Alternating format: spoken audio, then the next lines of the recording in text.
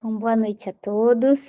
Para quem não me conhece, eu sou a Carol, eu sou casada com o Gabriel, mãe de 3 crianças, a Maria Isabel, o João Pedro e o Antônio, que ainda está aqui na minha barriga. E sou psicóloga, formada pela USP, também sou especialista em psicologia perinatal e da parentalidade, né, eu tenho uma pós-graduação, estou para fazer aí uma certificação internacional pela Associação Americana de Psicologia, também em programas de parentalidade da primeira infância, tá bom? Além disso, eu já tenho uma certificação do programa Famílias Fortes, que é para crianças já um pouquinho mais velhas, para adolescentes, né? Então, eu estou aqui nessa área da parentalidade com a intenção de orientar os pais a serem pessoas cada vez melhores, tanto como pais em si nessa função, como seres humanos no geral, né? E nesse sentido, eles vão acabar ensinando, né? Vocês vão acabar ensinando os filhos nesse mesmo sentido, a serem pessoas cada vez melhores, tá bom? Então, para quem não sabe, essa aula de hoje, ela faz parte de um conjunto de aulas, né, de uma cadeia de aulas que a gente já começou desde o ano passado, e brevemente, assim, resumindo, a gente começou no sentido de trazermos aulas meditando, refletindo sobre elas. Então, não vou dar aqui receitas prontas, né? Mesmo quando tem um passo a passo, né? Então, tem técnicas baseadas em evidências, enfim. Mesmo assim, a gente vai trazer uma carga reflexiva, porque porque o, desculpa, foi um barulhinho aqui da gravação. Porque mesmo as técnicas baseadas em evidências ou qualquer ferramenta que a gente use, precisa ser usada num contexto com uma determinada pessoa, nós precisamos saber usá-las bem, né? Ou a gente está aprendendo e vai aprimorando como usa, enfim. Então, tem vários fatores, né, vinculados aí à prudência de como a gente vai usar essas técnicas. Então, a gente precisa aprender a refletir, a pensar sobre isso, não apenas querer sair reproduzindo qualquer técnica, né? Enfim, então, mesmo quando eu dou um passo a passo, a intenção é que a gente aprenda a pensar, refletir, e nesse sentido que a gente vai crescendo na nossa função de pai, mãe, né, como ser humano, né? Enfim. Então, desde que a gente começou as aulas, qual que foi a intenção? Vamos refletir sobre o próprio propósito do grupo. Né? Na época se chamava educação parental, depois eu mudei para orientação parental, no sentido de dar um norte, né? Tem até o símbolo da bússola, enfim. E a gente refletiu sobre o que é uma educação, né? A educação visa levar o ser humano para a perfeição dele, seja ser humano pai, mãe, ser humano filho, né? Criança, adolescente, enfim. Então a gente começou a refletir sobre o que é o ser humano, né? Os pais são seres humanos, os filhos são seres humanos. O que é o ser humano que a gente quer educar para a perfeição? Porque para os pais serem pais, eles são antes humanos, né? E aí a gente partiu da definição de que o ser humano é uma unidade de corpo, alma e espírito, e que a gente precisa educar cada uma dessas partes para perfeição. Então a gente começou vendo o que é o corpo do ser humano, a gente viu os 5 sentidos externos, os sentidos internos, o apetite sensitivo, né, com o irascível e o concupiscível, e nessa movimentação aí estão as emoções. Então a gente se aprofundou um pouquinho em alguns pontos das emoções. Como são várias, né? A gente se aprofundou na que o grupo tinha mais interesse, que foi da raiva, né? Mas também, se tiver interesse, a gente pode voltar e se aprofundar em outros pontos, né? Enfim, aí a gente foi falando nesse sentido do corpo, e eu achei interessante a gente entrar nesse tema das habilidades parentais, né, habilidades para os pais, baseadas em evidências, para a gente aprender no dia a dia como que a gente pode fazer algumas coisas. E eu dou alguns critérios de reflexão, dou alguns exemplos que ajudam a gente a refletir, né, sobre como a gente pode já começar a sermos pais melhores, né? Não só nessa dimensão do corpo, mas às vezes a gente fica muito num teórico, e então eu gosto também dessa parte prática para a gente já começar agora. E em paralelo, enquanto a gente aprende isso, a gente também vai estudando algo mais elevado, mais abstrato, mais conceitual também, né? Para a gente desenvolver a nossa inteligência enquanto pai e mãe. Enfim, foi mais ou menos aí que a gente parou. Nós tivemos, vou até pegar aqui para ajudar a lembrar. 1, 2, 3, 4, 5, 6. Essa é a 6ª aula de habilidades parentais baseadas em evidências. Eu estou usando como referência, não é a única, mas a estrutura, né? Até o nome das habilidades no geral que eu tenho usado, do Promove Paz, que é um recurso, é um livro, né? É um recurso para psicólogos que eu estou adaptando até a linguagem, porque é um conjunto de estudos científicos, de técnicas que foram aplicadas em grupo, enfim, que funcionou. E eu estou adaptando isso aqui, trazendo para vocês nas aulas, usando recursos de mapa mental. Eu transformo algumas coisas em fichas que vocês podem preencher para ajudar a refletir com algumas perguntas, para ajudar a pensar em planos de ação, como que eu vou decidir aplicar isso, como que eu vou testar, enfim. Então, eu estou fazendo esse conjunto, além de juntando a minha experiência, né, outras coisas que eu já fui estudando, mas a estrutura é do Promove Paz, da Alessandra Turini Bolsoni, tá bom? E hoje a gente vai entrar, então, nesse conjunto de habilidades de lidar com críticas e admitir os próprios erros e pedir desculpas, tá bom? Só para quem não assistiu as outras aulas, elas estão disponíveis gratuitamente no YouTube. E eu vou falar aqui os nomes só para vocês terem uma noção do que a gente já foi falando. Então, a gente viu algumas habilidades de comunicação, como de fazer e responder perguntas, expressar sentimentos positivos e dar feedback positivo, expressar sentimentos negativos e dar feedback negativo, negociar, fazer e recusar pedidos. E hoje a gente vai ver sobre lidar com críticas, admitir os erros e pedir desculpas.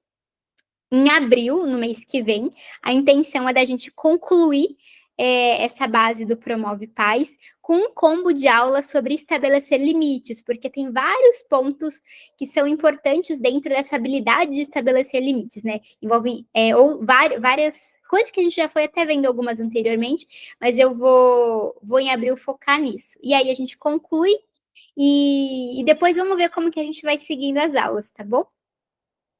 Então vamos lá. Como a gente vai falar sobre fazer críticas, receber críticas, é importante que primeiro a gente pense o que é uma crítica. Não sei se vocês já pararam para refletir sobre isso, o que é uma crítica e o que também não é uma crítica, que às vezes a gente pode estar no calor de uma emoção, seja recebendo uma, seja querendo fazer uma para alguém e não percebe se de fato a gente está fazendo uma crítica ou se a gente está fazendo alguma outra coisa ali. Então, vou dar aqui uns segundinhos para vocês começarem aí a pensar sobre isso. Já vou até aqui, enquanto vocês pensam, adiantando o mapa mental.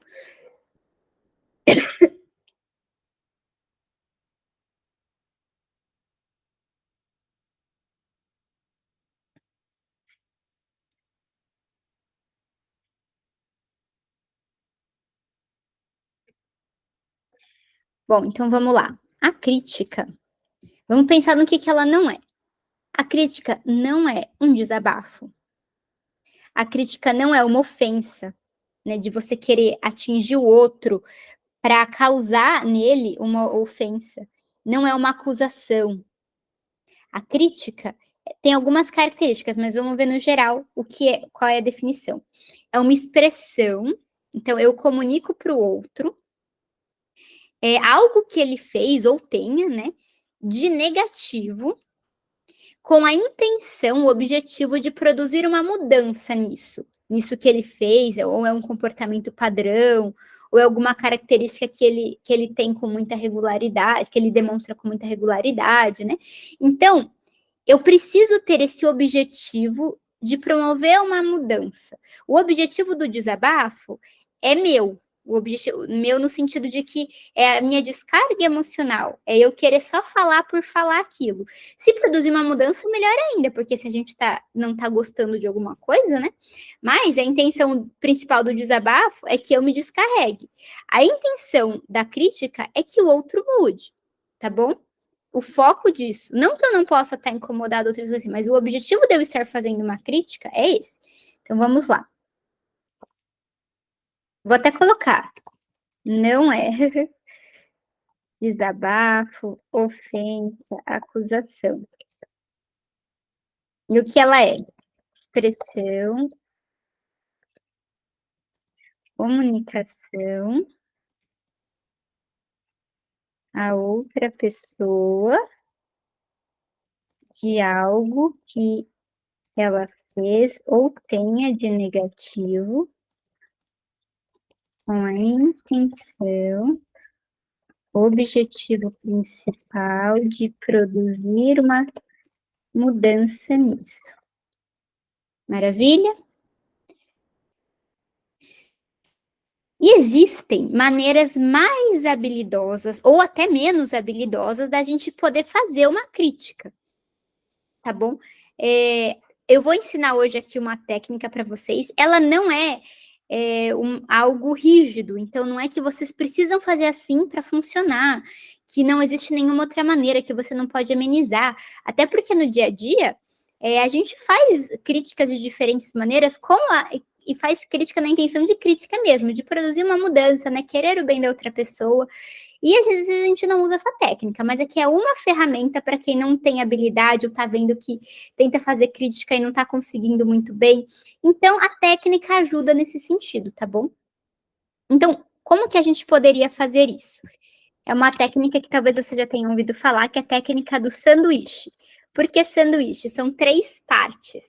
A primeira parte, você começa com alguma coisa positiva, depois a crítica tá ali no meio, e no final, na terceira parte, você traz mais alguma coisa positiva. Boa noite. Aí no final você traz mais alguma coisa positiva. Então vamos lá, o primeiro ponto, começar com algo positivo. Depois eu vou dar alguns exemplos para ficar mais fácil da gente entender. Oferecer a crítica, né? Fazer a crítica. E no final, terminar com algo positivo novamente. E a crítica seria que negativo, por mais que a nossa intenção seja boa, mas é algo que geralmente as pessoas recebem com peso, é mais difícil de lidar, por isso que existem até maneiras mais habilidosas, as pessoas pararam para pensar sobre isso, desenvolver um passo a passo de como que a gente pode fazer isso de uma maneira mais efetiva, porque é uma coisa que traz uma carga negativa, parece um ataque, parece que eu só estou fazendo aquilo para eu me sentir melhor, né? Então, vou até grifar aqui. Começa com algo positivo, depois vem a crítica em si, que seria algo considerado, recebido como negativo no geral, e algo positivo. Claro que tem um nível de maturidade das pessoas em que a pessoa que recebe a crítica, ela não enxerga dessa maneira como um ataque nem nada, ela provavelmente vai pensar o melhor da outra pessoa, né? Então essa técnica nem precisaria. Mas a gente já sabe que é uma pessoa mais difícil de lidar, ou nosso, especialmente a gente está falando isso aqui para quem? Para pais que vão fazer críticas para os filhos. E os filhos, a gente sabe que estão desenvolvendo a maturidade deles. Então, provavelmente eles se abalam com críticas ainda. É algo que mexe com as emoções, eles podem interpretar que a gente não gosta deles, né? Que tem alguma coisa que eles não estão fazendo bem, né? E eles podem não entender com tanta clareza, não é tão específico para eles, né? Então, quando a gente faz dessa maneira, a gente protege o relacionamento junto, né?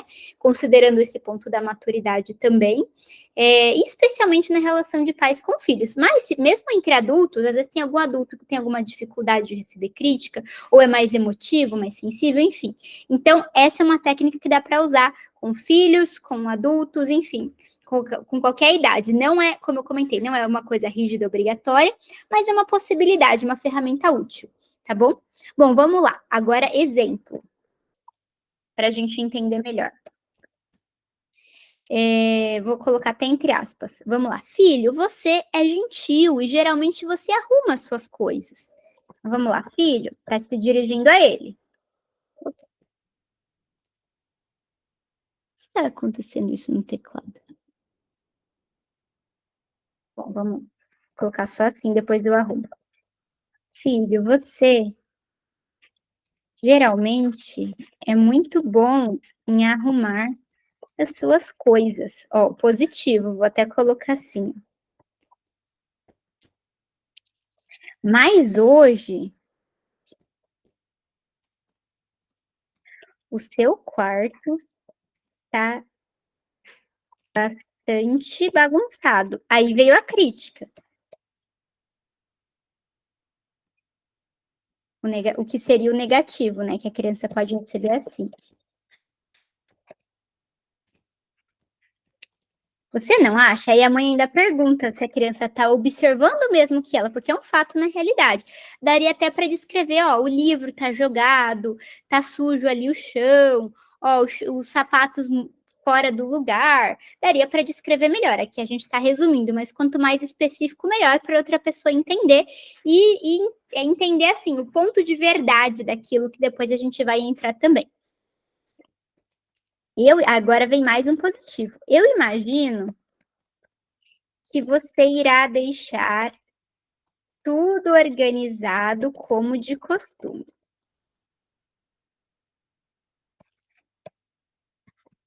Aí você mostra, você está fazendo uma crítica, mas você está mostrando, ó, a minha expectativa, né? Como eu conheço você, geralmente é assim, positivo, é que continue positivo, tá bom? Poderia ser de outra forma essa frase? Poderia. Eu poderia fazer até na forma de uma solicitação de mudança de comportamento, que foi uma habilidade que a gente já viu também. Filho, arruma o seu quarto agora, por favor. Pode não ser uma obrigação dele, então você está fazendo um pedido. Enfim, então aqui tem um exemplo de como a gente pode fazer isso.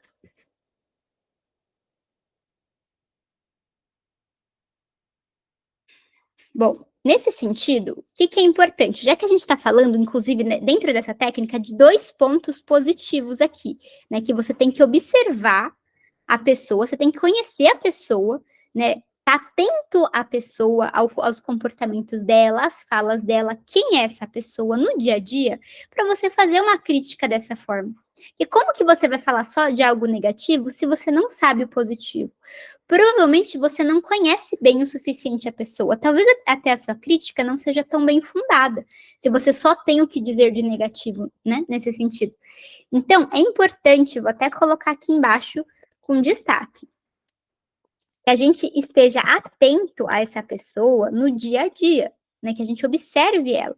É importante estar atento para observar a pessoa, seus comportamentos no dia a dia, ter o que dizer fundamentado de positivo e de negativo. E essa pessoa, aqui a gente está falando de habilidades parentais, então a gente supõe que são os filhos, mas pode ser com o próprio marido, com a própria esposa, com a mãe, o pai, pode ser com uma pessoa do trabalho, né? Então isso daqui é algo que vale para qualquer um. Mas se a gente está falando de pais e filhos, no dia a dia busquem observar os seus filhos e vejam se eles não têm comportamentos positivos que vocês possam elogiar também, que foi algo que a gente falou na aula sobre elogios, né? Dentro das habilidades. E agora vamos ver algumas características de uma crítica. Aqui a gente deu uma definição geral, dá para todo mundo entender o que é uma crítica. Mas vamos para algumas características para a gente entender se a gente está fazendo uma crítica e quando a gente vai receber, também analisar se aquilo está sendo uma crítica para a gente saber o que fazer. Porque se a pessoa só está desabafando, só está querendo ofender, a gente pode até ignorar, né? Depois, mais para frente, eu vou falar isso. Mas para isso a gente tem que saber avaliar se aquilo é ou não, né? Então vamos ver algumas características. Aqui eu já vou ter que mudar o mapa mental. Toda vez eu tenho que ajustar as linhas aqui. Vou colocar então algumas características. Vou colocar até para esse lado aqui, então, junto com o que é. É importante que uma crítica ela seja verdade, né? Tenha um grau de veracidade. Então, perguntem, quando vocês forem fazer uma crítica para os filhos de vocês ou para outra pessoa, isso daqui realmente aconteceu? O que eu pretendo falar para essa pessoa é um fato? Ou eu que estou interpretando assim? Se eu for falar algo, por exemplo, você não gosta de mim, isso provavelmente é uma interpretação minha.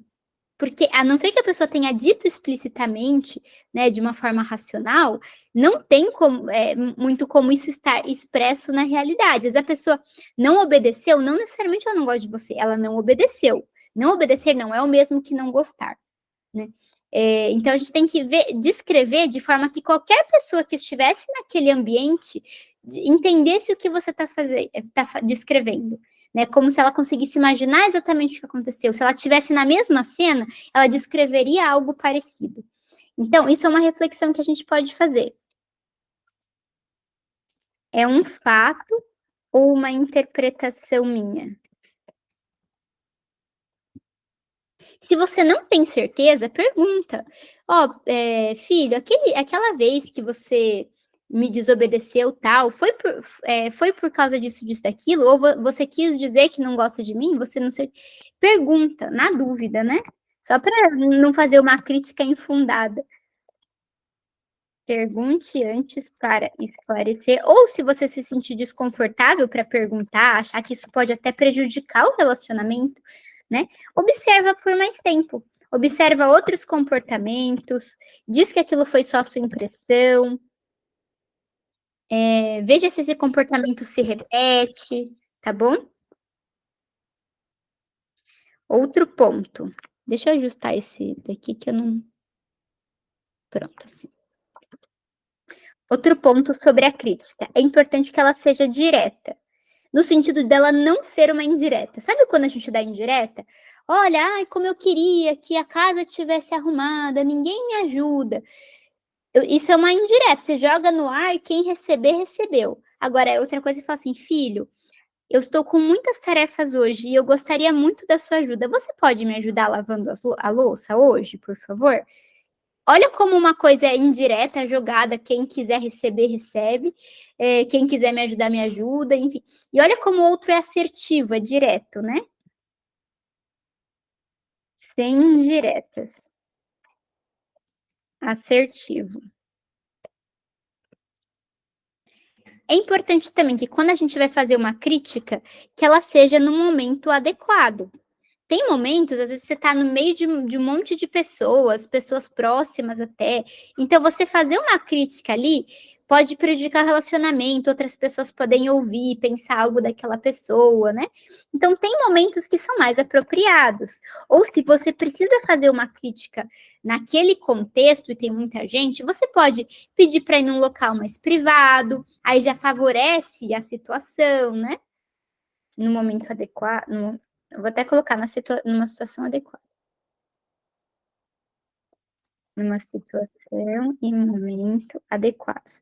Pode ser também que a pessoa não esteja muito bem naquele dia, ela chegou em casa, está deprimida com algo que aconteceu, ou está irritada com outra coisa que aconteceu, aí você ainda vem fazer uma crítica, ou seja, a chance dela receber, bem aquela crítica, saber ouvir e avaliar se é uma crítica, mesmo fazendo a técnica do sanduíche, seja mais difícil. Então, você esperar um momento adequado, seria mais efetivo, né, funcionaria melhor. Outro ponto, a gente precisa adequar as nossas palavras, tanto em conteúdo quanto a entonação, ajustando a situação. Então, se eu posso direcionar minha intenção, retificar minha intenção. Eu vou fazer a crítica para o bem dessa pessoa, porque eu quero que essa situação mude. Mas eu continuo irritada, incomodada com a situação. Então, mesmo que a minha intenção seja de fazer uma crítica nesse objetivo, a minha emoção tá intensa. Eu posso me acalmar, claro, mas pode ser que enquanto eu não faço a crítica, a emoção vai continuar ali. Então é importante que a gente busque controlar o nosso corpo no sentido da emoção excessiva, não transbordar, tá bom? E aí nisso entra também a entonação de voz, as palavras, os gestos, né? Então palavras, entonação de entonação de voz, gestos. E para que isso, né? Para controlar a emoção excessiva, como eu comentei, para evitar o tom de desabafo, né, mas também para a gente adequar a situação. Se é uma criança, talvez a palavra que eu use vai ser uma, se for um adulto posso explicar melhor, né.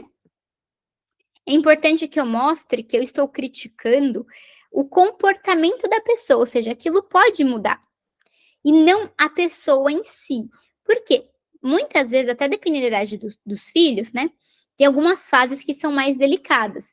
dependendo de como a gente faz a crítica, se o filho entender que a crítica é para a pessoa dele, ele pode pensar, por exemplo, nossa, eu sou inútil em casa. Minha mãe nunca está satisfeita comigo, parece que eu nunca faço nada direito. E ele pode, inclusive, você pode não ter dito isso, mas facilita dele interpretar dessa maneira. E ele vai desenvolvendo uma crença sobre quem ele é assim, porque ele pensa que é sobre ele. E ele acaba confundindo a parte que é o comportamento com o todo dele, né? Então, para a gente aprimorar nosso esclarecimento aí, o processo de educação dos filhos, se a gente puder falar, filho, é o seu comportamento, é esse comportamento aqui que eu estou criticando, tá bom? E isso daqui pode mudar, porque no outro dia eu vi que você fez diferente. Quando a gente fala da pessoa, passa essa noção de permanência, de que não dá para mudar, de que ele é assim, é um rótulo e ponto final, né? Então é importante que a gente se refira ao comportamento da pessoa, não a ela em si. Vou até grifar aqui. Talvez para a gente possa parecer estranho, mas para os jovens, crianças, eles têm essa facilidade de se confundir com o comportamento, tá bom? Então, por isso que é importante que a gente seja específico e claro de que é o comportamento que pode ser mudado. Outro ponto, assim como eu comentei ali nas palavras, entonação e tudo mais, a gente precisa se adequar às condições de quem está ouvindo. Então, vai ser melhor eu fazer uma crítica me abaixando, se for uma criança. Né? Se eu fizer a crítica lá do outro lado da cozinha, a pessoa está lá no quarto, eu vou criticar dando um grito. Não, se adequa, vai lá perto, se abaixa, fala palavras que provavelmente ela vai entender melhor. Ou se tiver que usar uma palavra mais difícil, explica o significado dela, né? Se é uma criança mais nova, justifica um pouco menos. Se é uma criança que vai entender melhor, dá para justificar, né? Falar a causa de você estar fazendo aquilo um pouco mais detalhado, né? Então a gente precisa se adequar às condições. São tantos detalhes, né, que dá vontade de nem mais fazer crítica, né, de tanta coisa que a gente tem que prestar atenção. Mas aqui são mais algumas partes para a gente parar e até observar, né, nossa, será que quando eu fiz aquela crítica, o que faltou aqui disso tudo? Para a gente se avaliar, né, ou nossa, eu vou fazer uma crítica, deixa eu imaginar aqui, visualizar como eu poderia fazer, né, parecem muitos elementos e que vai ser quase impossível, né, nossa, quanta coisa. Mas não é, são só partes para a gente observando e aprimorando, tá bom? Se você tiver muita dificuldade, aprimora uma delas, depois numa próxima aprimora outra, né? Se parecer muito difícil, faz uma coisa de cada vez, não tem problema, né? Melhor é o que eu comento, o que eu falo, né, que é o objetivo daqui. Nós sermos pessoas cada vez melhores. A gente não vai ser melhor da noite para o dia. E cada vez melhor quer dizer que é um pouco de cada vez, né? Então, eu não espero que as pessoas saiam da aula já sabendo fazer a crítica perfeita, precisa ter experiência, treinar, né? Então, adequar-se à condição de quem ouve. Exemplo, criança, abaixar-se, explicar palavras que ela não conheça, etc. E um último ponto importante, especialmente quando a gente está falando de relação entre pais e filhos. Para a comunicação não ser abalada com o negativo, a comunicação, o relacionamento não ser muito prejudicado com o negativo, não que possa haver pontos negativos, né? Já até falei isso na aula sobre feedback negativo. Mas quando a gente busca se comunicar com essa clareza, né? E demonstrar um certo afeto, isso tende a proteger o relacionamento. Né? Até por isso que tem o positivo e depois o positivo de novo, né? A crítica está ali no meio de dois positivos, né? Se a gente buscar ter um certo afeto, isso vai proteger mais ainda o relacionamento. Facilita da pessoa entender que você está fazendo aquilo para o bem dela, né? Mesmo que você esteja com algum incômodo emocional. Então, um exemplo, você pode se abaixar, né, para a criança, dar as mãos para ela, olhar nos olhos dela, né, buscar ter uma expressão, gestos mais gentis, né. Eu sei que pode parecer muito complexo, mas conforme a gente treina, vai imaginando e tudo mais, isso vai ficando cada vez mais fácil. Toda vez que a gente quer dizer uma coisa importante para alguém, é importante que a gente busque que o nosso corpo, né, que nós por inteiros, na verdade, né, a gente mostre isso. Né? E a gente pode começar pensando no corpo, nos próprios sentidos. Né? Então, eu estou olhando nos olhos, né? Como que está a visão? O que essa pessoa vai escutar de mim, né? Em relação ao sentido da audição? Como que está meu tom de voz? Que palavras que eu estou usando? Né? O tato, ele é muito importante, né? Os estudos mostram que para quando a gente quer intensificar, né, um vínculo, formar um vínculo, intensificar um vínculo, enfim, aprofundar, é importante que a gente tenha algo de toque físico. Então, pega na mão, põe a mão no ombro, pega no colo, se for um pouco mais novo, né? Isso tudo vai favorecendo o vínculo, né? Vai protegendo aquele relacionamento, né? Então, a parte do tato também é muito importante. E isso vai facilitar também o fazer a crítica, tá bom? Então, comunicação. Vou até copiar do que já tem aqui para não demorar tanto. Tendem a proteger o relacionamento.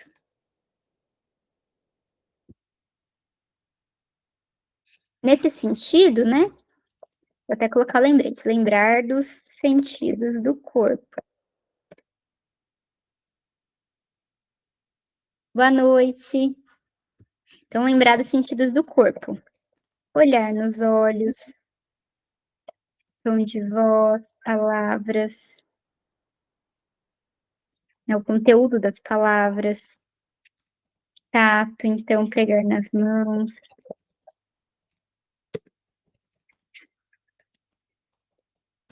mão no ombro, colo, talvez, enfim, aí cada um vai achando o recurso, abaixar-se. Isso daqui vale para qualquer momento em que a gente queira dizer algo importante, e inclusive uma crítica, tá bom? Bom, e até uma reflexão para a gente ter aqui. Pensem vocês no relacionamento de vocês, qualquer tipo de relacionamento, mas em específico se vocês já tiverem aí com os filhos de vocês alguma dificuldade nesse ponto de críticas. Quando qualquer relacionamento é muito focado em críticas, que é algo que, por mais que tenha uma intenção boa, tende a ser recebido como negativo, né, mesmo feita de maneira habilidosa e tudo mais, os relacionamentos podem ser prejudicados quando toda hora vem uma crítica, mesmo feita aqui com a técnica sanduíche, tá bom? Então é importante a gente priorizar, refletir, né? Esse comportamento daria para ser relevado? Eu preciso mesmo criticar ele? Isso daqui vale uma crítica habilidosa? É uma reflexão para a gente ter, justamente para buscar também preservar esse outro lado do relacionamento. A mesma coisa com o dizer não. O dizer não, ele é importante, mas um não excessivo, né, poucos sims, também tendem a prejudicar o relacionamento, mesmo que feito com a melhor das intenções, de maneira habilidosa. Na prática, o que a gente observa é que fica complicado. É só pensar em você mesmo. Se eu estou no trabalho, um chefe que só fica falando que eu tenho que mudar quase tudo que eu fiz, não tem nada bom que eu faça, né? Você vê que fica desgastante, né? Ou fica uma comunicação muito. Mesmo que a pessoa tem que ser agradável, fica desgastante, né? Então, também vou colocar essa observação aqui para gente pensar se vale. Colocar até num post-itzinho. Depois eu vou adaptar os locais para mandar para vocês, de onde estão os post-its, para ficar bom na impressão.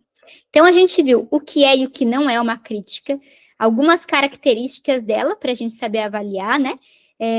De ser verdadeira, direta, situação e momento adequados, a gente adaptar a palavra, entonação de voz e gestos, né? Para a gente controlar a emoção e não ser um desabafo. Para a gente se referir ao comportamento e não à pessoa do filho, e a importância do afeto, de uma comunicação mais efetiva para preservar o relacionamento também. A gente viu uma possibilidade de técnica para fazer uma crítica, E agora a gente vai falar sobre receber críticas. Pode ser do filho, pode ser do marido, pode ser do chefe, do amigo, enfim. Mas já tendo em mente o que é uma crítica e algumas características, tá bom? Então, quando a gente ouve uma crítica, um primeiro ponto importante é a gente não responder de imediato. Por quê? A gente primeiro precisa avaliar, e a gente avalia ali com a nossa inteligência, se é de fato uma crítica aquilo. Ou se é um desabafo, uma ofensa, como eu comentei. Porque se for só uma ofensa, talvez seja melhor a gente só ignorar, esperar a pessoa se acalmar e aí conversa melhor, né? Do que a gente já ir lá se defender, né? Aí não vai ser tão efetivo. Então, primeiro ponto, não responder imediatamente, mas observar aquelas características. Em especial, se aquilo é uma verdade. Ou seja, foi uma interpretação daquela pessoa aquilo que ela está me falando, ou é verdade o que ela está me falando?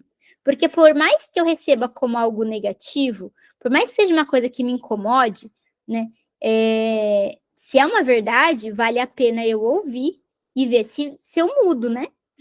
Porque esse é o ponto da crítica, é promover uma mudança.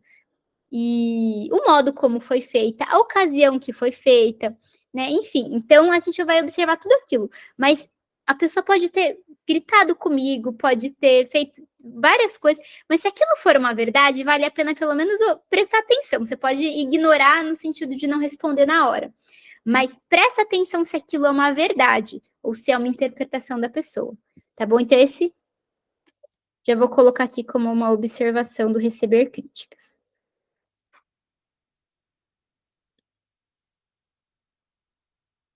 Bom, e quais são as possibilidades de uma resposta a uma crítica? O que a gente pode fazer quando recebe uma crítica? Tem três possibilidades. A gente pode aceitar a crítica totalmente. A gente pode rejeitar. E aí, esse aceitar e rejeitar pode ser totalmente ou parcialmente. Daqui a pouco eu vou dar um exemplo. Ou a gente pode ignorar, né? Não responder aquilo como crítica, tá bom? Então, são três possibilidades. Se pelo menos a crítica tiver esse ponto da verdade, que é a primeira característica que a gente viu, a gente pode, aí vai entrar um pouquinho na outra habilidade de admitir os erros aqui. A gente pode admitir esse erro. Bom, realmente, o que você está criticando é verdade. Não foi interpretação da cabeça da pessoa, isso realmente aconteceu ou acontece com frequência, né? E eu peço desculpas por ter feito isso aqui. Mas se não for verdade, e a pessoa tinha lá boa intenção, você pode comentar com ela, olha, você vai se defender, ó, não é verdade isso, não observei isso, o que aconteceu foi outra coisa, foi XYZ, o que você está me falando, na verdade, é uma interpretação sua, né? Enfim. Então a gente vai se defender, tá bom? Se a crítica, como eu tinha comentado, for verdade, só que local, palavra, etc., foram inapropriados, aí a gente pode falar isso para a pessoa. Né? Ó, eu entendo o que você disse, eu concordo. Inclusive, me perdoa por eu ter feito aquilo, é verdade o que você está me falando. Só que o jeito que você está me falando, né? Seu tom de voz, você está falando na frente de outras pessoas, está me incomodando. Eu não estou gostando disso. Então, você expressa isso para a pessoa. Que parcialmente você concordou, assim, a crítica foi fundada, mas o modo, né, o contexto e tudo mais não está favorável para se fazer a crítica. E até acaba sendo uma crítica para outra pessoa, né? E deixa eu colocar isso aqui, que agora a gente vai entrar num ponto importante. Vocês estão entendendo? Tá fazendo sentido? Qualquer coisa vocês podem mandar nos comentários, porque teve gente que chegou depois, então pegou já começado. Mas vocês podem assistir depois a aula e ver o mapa. Aqui, ouvir crítica.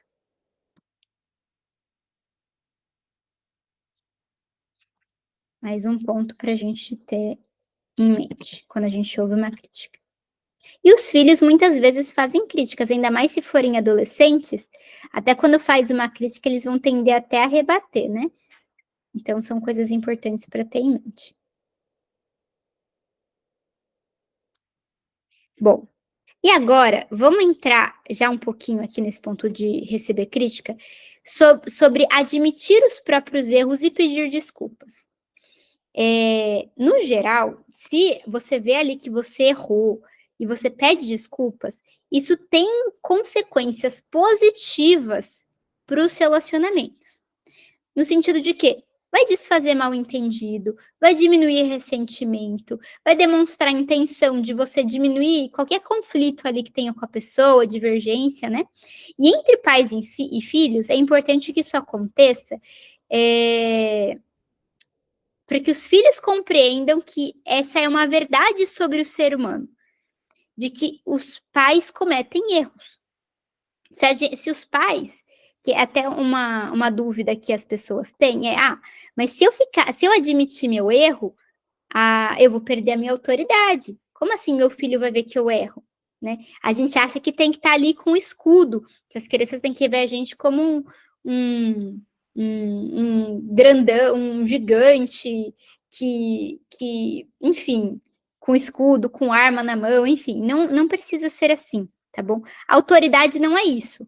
Se eu não me engano, aqui nesse grupo eu já dei aula falando sobre autoridade, senão logo a gente entra nessa aula, tá bom? Mas não tira a autoridade, mas a gente está ensinando um outro ponto de verdade sobre o ser humano. Pais são humanos, cometem erros também.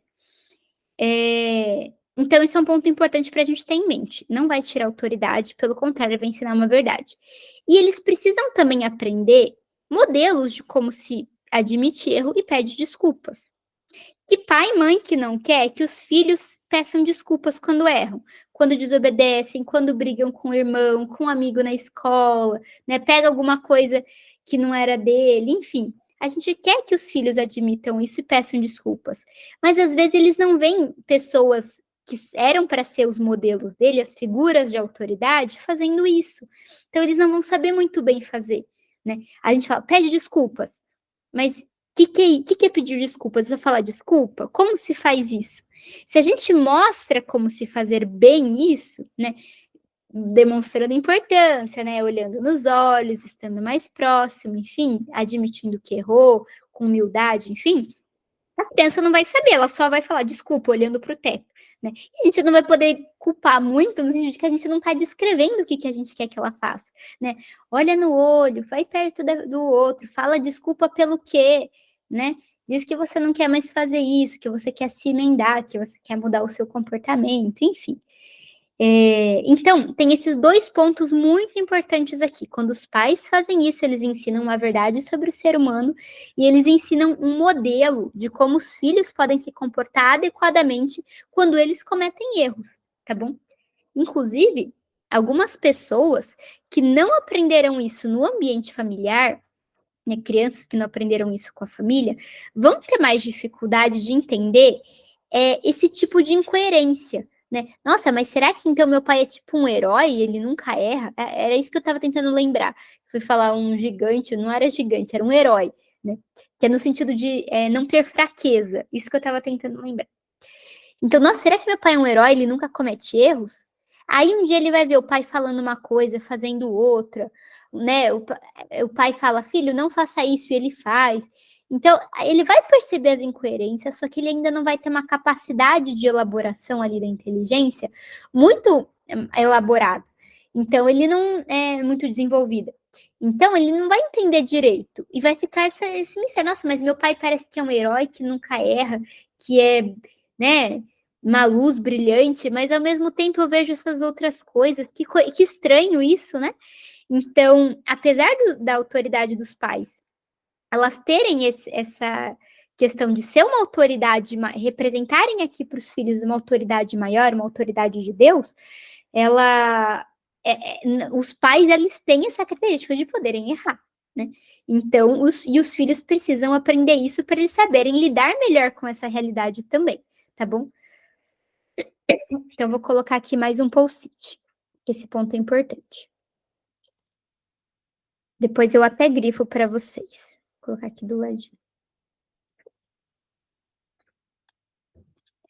Grifo não, coloco o negrito no que for destaque. Bom, eu até queria deixar um tempinho para vocês pensarem. Eu acabei falando antes, né? Já não tira autoridade, é importante por causa de ABCD. Mas o que vocês pensavam, então, antes de eu dizer isso? Ou que vocês talvez continuem pensando e vão precisar refletir um pouquinho mais, né? Às vezes eu trouxe uma informação que algumas informações que vocês não tinham antes como matéria para refletir, né? Então, o que vocês pensavam ou estão pensando sobre os pais admitirem os próprios erros e pedirem desculpas? Como que no dia a dia vocês tendem a lidar com isso? Quando vocês erram e na frente dos filhos ou erram com os filhos, né, no relacionamento com eles, né? E pensando até no relacionamento familiar como um todo, como que vocês lidam com isso quando vocês erram com seu marido, com a esposa, né? Vocês tendem a admitir os próprios erros e pedir desculpas? Ou que tipo de pensamento que vocês têm que levam a agir de determinada maneira em relação a isso? Vou dar uns segundinhos para vocês pensarem. Ou começar o pensamento, porque é assunto de meditação, demora.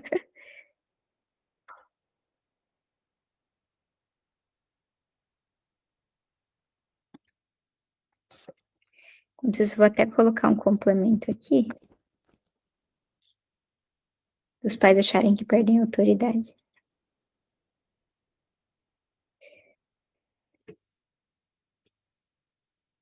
Bom, e nesse sentido, né, da gente querer ensinar os filhos a admitirem os erros, as falhas deles e pedirem perdão, né, terem esse propósito de melhorar, eu quero trazer para vocês um ensinamento que provavelmente poucos conhecem e que pode até surpreender. E aí eu quero que vocês pensem sobre isso, não só aceitem, mas pensem sobre isso, porque não vai adiantar, como eu comecei a aula falando, querer seguir qualquer coisa que eu ou outro profissional ou algum livro tenha dito, né, algum vídeo, se vocês não pensarem sobre isso, se vocês não acreditarem de verdade, porque vocês se aprofundaram naquele assunto. Tá bom? Inclusive, tem muitos assuntos que parecem óbvios e que a gente não faz porque não aprofundou aquilo no nível da inteligência, não pensou sobre isso. Se até no óbvio a gente tende a errar, imagina em algo que é novo, no que, por exemplo, eu vou trazer aqui para vocês. Tá bom? Então, pensem sobre isso. E o que eu quero ensinar para vocês? De que vocês provavelmente já ouviram por aí sobre a importância de nós darmos bons exemplos. Eu mesma falei aqui, a gente quer ensinar o filho a pedir desculpas, quer ensinar o filho a pedir qualquer coisa, quer ensinar o filho a negociar, quer ensinar o filho qualquer habilidade aqui, fazer feedback negativo, solicitar mudança de comportamento, pedir perdão, qualquer habilidade, aí já leio o comentário. É importante que a gente dê um bom exemplo. O exemplo, ele é importante. E várias vezes eu comento isso aqui. Só que tem algo que é mais importante do que o exemplo na educação dos filhos, em qualquer educação, que é o ensino. O ensino no sentido da gente dizer um conceito, né? Pode exemplificar também, mas a gente vai dizer algo que está no nível da inteligência. O exemplo está no nível do corpo, né? Eu vejo um exemplo, eu escuto um exemplo, mas um ensinamento eu preciso pensar sobre aquilo. Aquilo tem que fazer sentido para mim na minha inteligência. Um cachorro, um gato, eles até veem o exemplo, vamos dizer assim, eles aprendem, né? Tem até os estudos dos patinhos que seguem a mãe, seguem até outras pessoas quando são filhotinhos, imitando, né? Vai seguir exemplo. Não precisa ter inteligência para isso. Agora, o ensinamento demanda inteligência. E para a gente ensinar algo, a gente faz uso da palavra, a gente ensina assim, eu busco ensinar vocês assim. Espero que vocês recebam dessa maneira também, como um ensinamento. Então, eu sei que isso pode ser um pouco impactante. Então, o ensino é mais importante, é mais elevado do que as obras, do que os exemplos, do que os modelos que a gente dá. Então, aquela frase, né? Mas eu não vou imitar tal pessoa, eu não vou seguir aquela pessoa porque ela fala uma coisa e faz outra. E aí o exemplo dela é ruim, de fato, mas a gente desconsidera até o que ela fala, né? E Jesus, ele falou em relação a isso nas Sagradas Escrituras, sobre os fariseus. Ó, vejam os fariseus, sim, no sentido de observar. Ele até fala, ó, eles fazem errado, não façam o que eles estão fazendo, mas façam o que eles estão falando, porque é verdade aquilo é um ensinamento. Eles estão fazendo errado, não estão de fato seguindo, mas façam o que eles estão falando. E Jesus estava ensinando isso, e estava falando, e presta atenção nesse ensinamento deles. Né? Então, e depois eu vou chegar numa conclusão prática. Eu só vou ler aqui o comentário primeiro, porque pode ser que depois eu perca ele. Ih, não tô achando, não sei se foi a Giselda que saiu. Ah, tá aqui.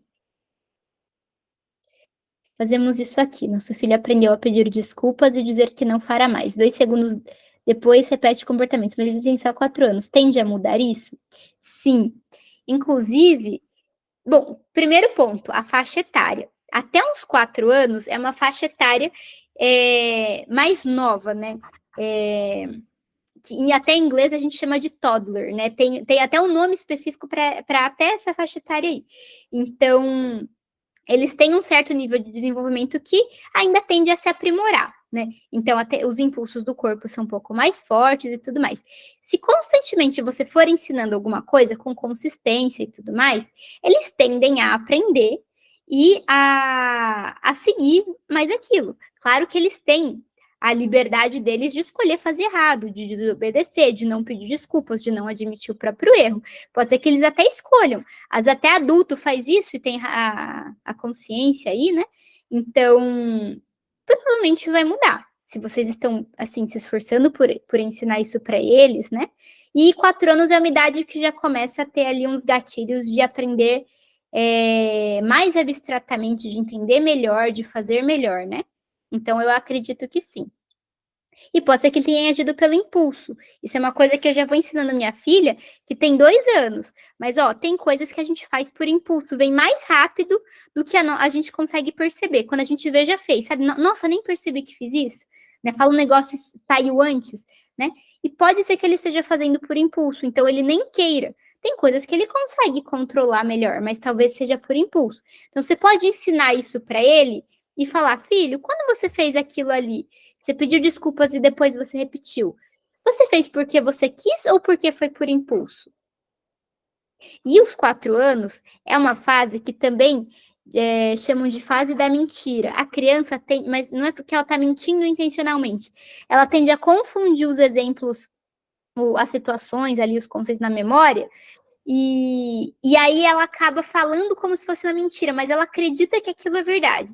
Então a gente também precisa ter um pouco de cuidado em relação a isso, né? Faz parte do desenvolvimento infantil. Então eu não sei exatamente de qual comportamento você está falando, mas pode ser que seja da mentira. Então, para a gente continua ensinando, ó, isso daqui é mentira, enfim, né? Ensina sobre o impulso para ela, que às vezes sai e ela não percebe algum comportamento aí, alguma palavra, né? Que isso tende a mudar sim, né? Lembrando que, como eu falei, essa fase ainda tem muita coisa que vai mudar, tá no desenvolvimento inicial ainda, tá bom? Agora, voltando aqui sobre essa parte do ensinamento ser maior que o exemplo. Eu vou pegar aqui e ler com vocês. Deixa eu abrir. Uma leitura sobre o São João Crisóstomo. Deixa eu passar para cá e eu vou ver se eu consigo compartilhar essa guia ao invés da outra. Ah, ó, deu certo.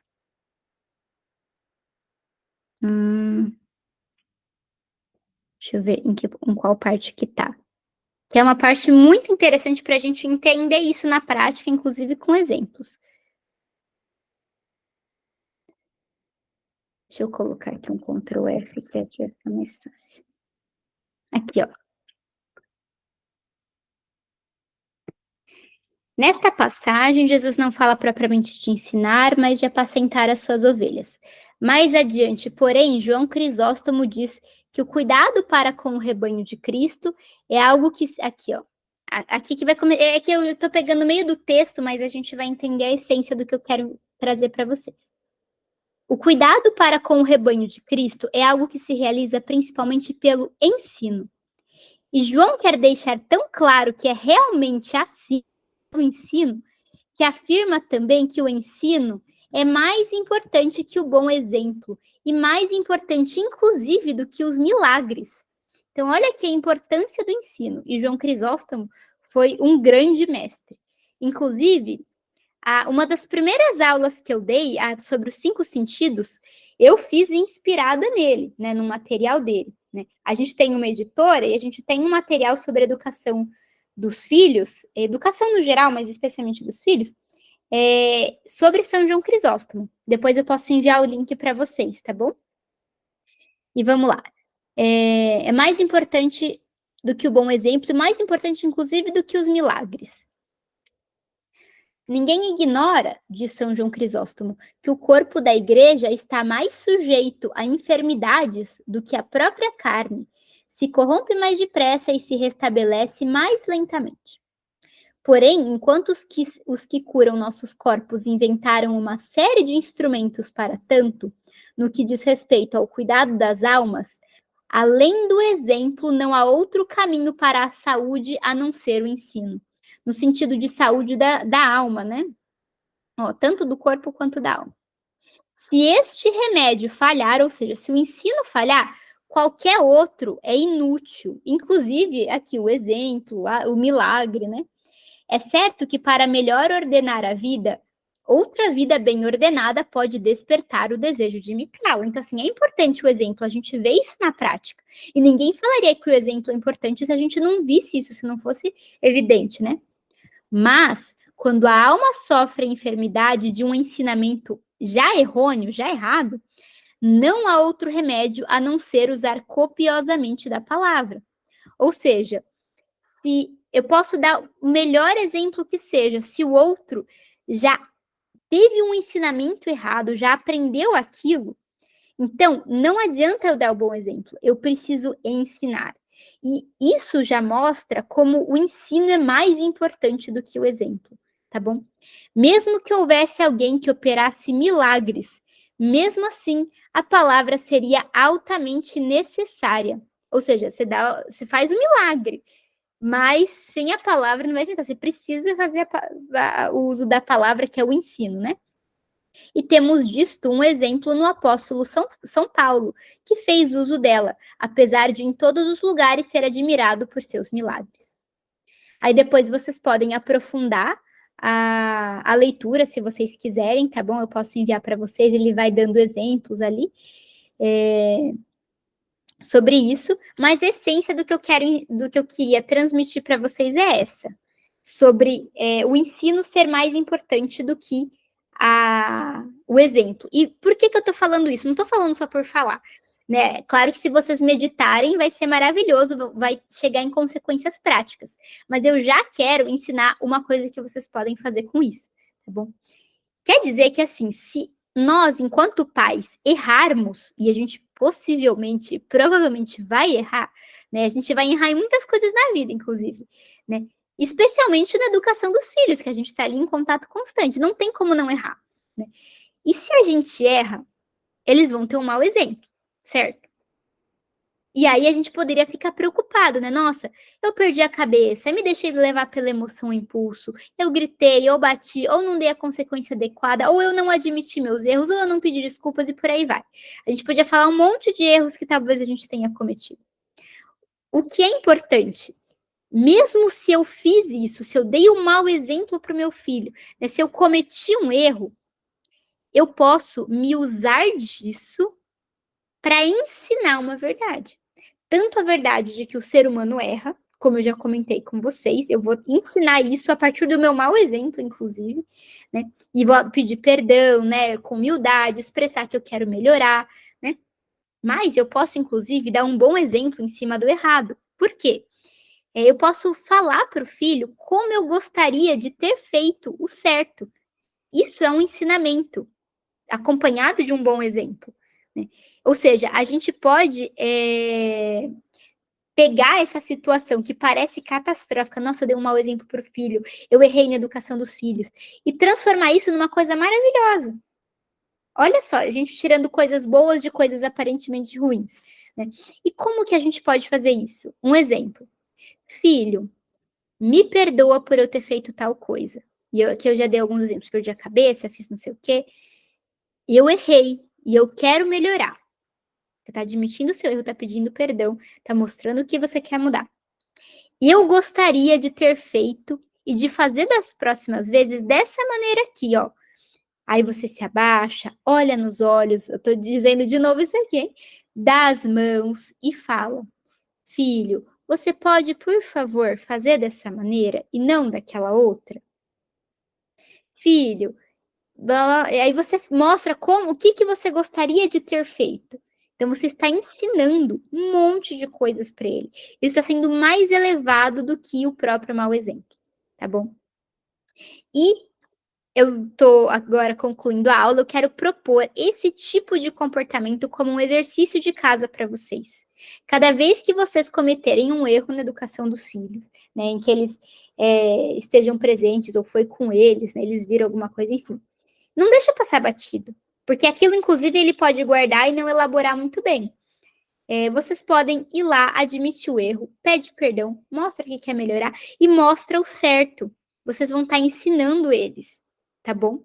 E só um outro ponto, eu já comentei em outras vezes. A formação de um hábito, o desenvolvimento de uma habilidade demora, né? Se você quer falar alemão, se você quer aprender a tocar teclado, se você quer aprender a dirigir um carro, uma moto, vai demandar esforço, certo? Treinar, treinar, errar, treinar, errar, treinar, até que vai ficando melhor. A mesma coisa com todas essas habilidades que eu venho ensinando para vocês. Lembrem também que eu falei sobre vocês refletirem sobre isso, não adianta só querer aplicar, né? Reflitam, vejam como vocês podem aplicar na realidade de vocês, né? Até nesse caso, você cometeu um erro, mas você está na frente de outras pessoas, a criança está irritada, não é o melhor momento de fazer isso aqui. Espera chegar em casa, baixar a emoção, fala, filho, aquela hora lá no evento, eu errei quando eu fiz isso, isso, aquilo. Você lembra? Me perdoa, eu não quero mais fazer isso. Ó, sabe o que eu poderia ter feito? Poderia ter feito isso, aquilo. Poderia ter feito assim, ó. Me abaixo, olho nos olhos e falo, tá bom? Então, por isso que é importante refletir, porque não, às vezes você acabou de cometer um erro, já quer fazer, já quer se corrigir, não sei o quê, pode ser que não seja melhor. Pode ser que já seja uma boa oportunidade, mas pode ser que não, né? Enfim, então pode ser que você não saiba fazer muito bem, você está com emoção intensa. Então é importante que primeiro você se acalme, pense, né, como eu poderia ter feito melhor aquilo ali, né? Às vezes espera o dia acabar, criança foi dormir, você tá ali no seu quarto, cronometra 10 minutinhos, lembra daquilo, como poderia ter feito diferente? Como eu posso fazer diferente das próximas vezes? Conversa com seu marido, sua esposa, com um psicólogo, com um amigo de confiança, diretor, enfim. Conversa. Ó, essa situação tem acontecido com frequência. Eu quero mudar, eu preciso de uma alternativa, inclusive para eu ensinar meu filho sobre esse erro que eu tenho cometido, né? Aí você vai, faz um exercício de visualização nesse tempo também, né? Então já sei, é isso daqui que eu quero fazer de mudança. Se imagina falando para a criança como você vai falar, como vai estar o seu corpo, o seu tom de voz, né? Como provavelmente vai estar a criança, em que momento é mais propício de você fazer isso, né? Também não precisa ser um negócio perfeito, tá? Melhor sair do jeito que der do que você querer fazer perfeito e não fazer. Então, assim, por isso que eu falo a importância de refletir, né? Se você não tem muitas habilidades com isso, faz do jeito que der, né? Não deu para visualizar, cronometrar os 10 minutos, só admite o erro e pede desculpas e fala, ó, eu gostaria de fazer melhor da próxima vez assim. Gostaria de não gritar, gostaria de me abaixar e olhar nos seus olhos, gostaria de convidar você para fazer isso ao invés de falar para você fazer outra coisa, enfim. Então, do jeito que for possível, e vão exercitando isso, porque provavelmente da próxima vez vai ser melhor ainda, e os ensinamentos vão se aprimorando, tá bom? E assim a gente cresce nessa função de ser humano, de pai e mãe, e como ser humano, tá bom? Então, eu espero que essa aula tenha sido uma luz aí para vocês, que eu tenha dado um norte. E só lembrando, então, o que a gente viu hoje? Tá bagunçado esse mapa, mas eu vou arrumar, tá bom? Inclusive, eu coloquei o admitir erros aqui no alto, vou passar para baixo. Então, a gente viu o que é uma crítica, o que não é uma crítica, características de uma crítica, né? Pontos importantes sobre crítica, uma possibilidade de técnica, como que a gente pode responder a uma crítica. E, nesse sentido, quando a gente errou, né, recebeu uma crítica e errou, mesmo se não recebeu a crítica, mas viu que errou, como que a gente pode admitir os próprios erros e pedir desculpas? E por que isso é importante né, dos pais com os filhos, deles admitirem os próprios erros e pedirem desculpas, né? Eles não vão, a tendência não é de perder a autoridade. Claro que se você constantemente comete muito um mesmo erro, uma coisa gritante, continue ensinando, mas é importante que você vai entender por que você está errando tanto nisso, né? Nesse sentido, buscar uma pessoa de confiança, o próprio marido, esposa, um diretor espiritual, um psicólogo, eu me coloco à disposição também, né? Eu comentei aqui no início, eu sou psicóloga e orientadora parental, porque eu sei que às vezes aplicar essas coisas na própria vida é mais difícil, demanda reflexão, né? Não é só sair aplicando de qualquer jeito, tá bom? Então, essencialmente é isso. Depois eu vou ajustar esse mapa mental para ficar bem organizadinho, bonito, e eu envio para vocês também, tá bom?